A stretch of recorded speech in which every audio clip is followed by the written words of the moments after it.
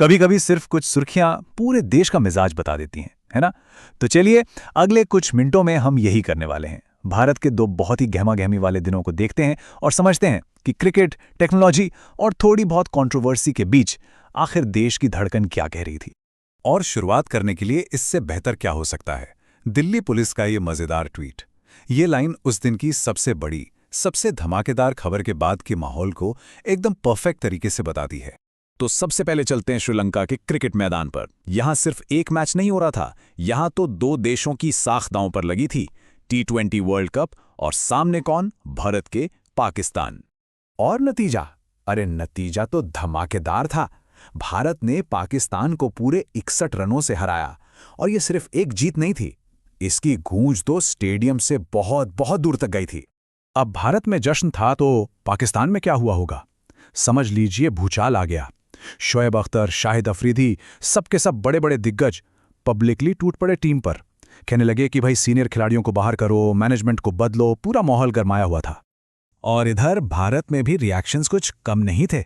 Legend Sunil Gavaskar ने तो सीधे सीधे कह दिया कि ये तो पोपटवाड़ी बैटिंग थी। मतलब कोई भी अच्छी घरेलू टीम इस पाकिस्तानी टीम को हरा देती। कितनी तीखी बात है ना? और इस पूरे हंगामे, इस पूरे जुनून का स्केल सोचिए जरा। रिकॉर्ड 45.4 करोड़ लोगों ने ये मैच देखा। ये नंबर ही अपने आप में बताता है कि भारत में क्रिकेट सिर्फ एक खेल नहीं है, ये तो एक इमोशन है, एक नेशनल फीलिंग। तो एक तरफ तो स्टेडियम का शोर था और दूसरी तरफ देश की राजधानियों में भविष्य की एक बड़ी तैयारी चल रही थी। चलिए अब क्रिकेट की पिच से सीधा चलते हैं टेक्नोलॉजी और बाजार की दुनिया में। हुआ ये कि नई दिल्ली में प्रधानमंत्री मोदी ने एक बहुत बड़े 5 दिन चलने वाले AI समिट का उद्घाटन किया। अब ये कोई छोटा मोटा इवेंट नहीं था, ये एक तरह से ऐलान था कि भारत अब एक ग्लोबल AI सुपर पावर बनने की राह पर है। और जैसा मैंने कहा, ये सिर्फ भारत की बात नहीं थी। फ्रांस के राष्ट्रपति मैक्रों जैसे बड़े बड़े ग्लोबल लीडर्स यहां पहुंचे थे। सब मिलकर ये तय कर रहे थे कि आर्टिफिशियल इंटेलिजेंस यानी AI का भविष्य कैसा होगा, उसके लिए ग्लोबल रूल्स क्या होंगे। भविष्य को लेकर ये जो पॉजिटिव वाइब थी ना, इसका असर सीधा शेयर बाजार पर भी दिखा। पहले तो मार्केट थोड़ा गिरा, लेकिन उसके बाद 2 दिन तक जबरदस्त तेजी देखने को मिली। तो सवाल उठता है कि ये तेजी आई कहां से? वेल, इसका हीरो था IT सेक्टर। हुआ ये कि इन्फोसिस ने एक बड़ी AI कंपनी एंथ्रोपिक के साथ पार्टनरशिप की और बस इसी एक खबर ने इन्वेस्टर्स में एक नया जोश भर दिया। सबको लगा कि हाँ, फ्यूचर यही है। अच्छा, तो क्रिकेट और AI तो हो गया, लेकिन इन बड़ी बड़ी कहानियों के अलावा भी बहुत कुछ चल रहा था। चलिए फटाफट एक नजर डालते हैं देश विदेश की दूसरी बड़ी खबरों पर। दुनिया की बात करें तो यूक्रेन के पूर्व ऊर्जा मंत्री को देश से भागते हुए पकड़ लिया गया। क्यों? क्योंकि उनका नाम एक बड़े करप्शन स्कैंडल में आया था। और अपने देश में, दिल्ली में, एक बड़ा इंटरेस्टिंग पॉलिसी चेंज हुआ। अब दिल्ली में जिसके भी घर पर सोलर पैनल लगे हैं, वो अपनी एक्स्ट्रा बिजली पता है किसे बेच सकते हैं? सीधे अपने पड़ोसियों को, वो भी एक मोबाइल ऐप के जरिए। है ना कमाल? और हाँ, मौसम का हाल भी जान लीजिए। IMD ने अलर्ट जारी किया था। 7 राज्यों में बारिश और उत्तर भारत के कई जिलों में घने कोहरे की चेतावनी थी। तो ये तो हो गई घटनाएं और नीतियां।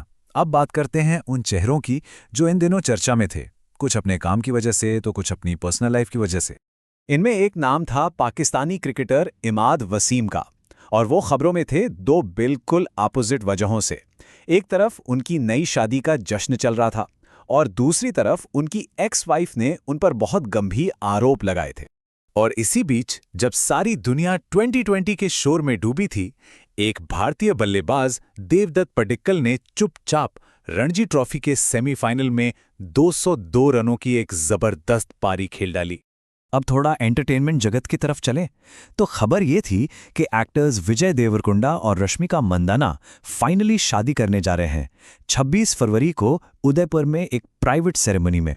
और एक और खबर एंटरटेनमेंट से ही, एक्टर राजपाल यादव को अंतरिम जमानत मिल गई।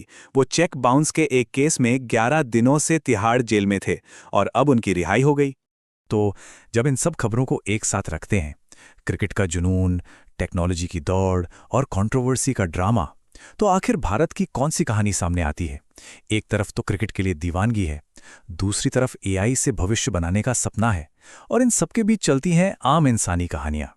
ये सारी सुर्खियां मिलकर दिखाती हैं कि भारत एक ही वक्त में कई अलग अलग जिंदगियां जी रहा है।